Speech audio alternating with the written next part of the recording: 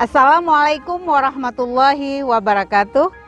Jumpa lagi dengan Nasrodi, Ketua IMC, Indonesia Motivator Community Aceh. Kali ini kita membahas tentang jangan pernah risau dengan apa kata orang. Karena orang akan menilai dengan gaya mereka sendiri, dengan penilaian mereka sendiri. Namun, kita tetap fokus pada tujuan yang akan kita jalankan. Fastabiqul khairah. Berlomba-lombalah pada kebaikan.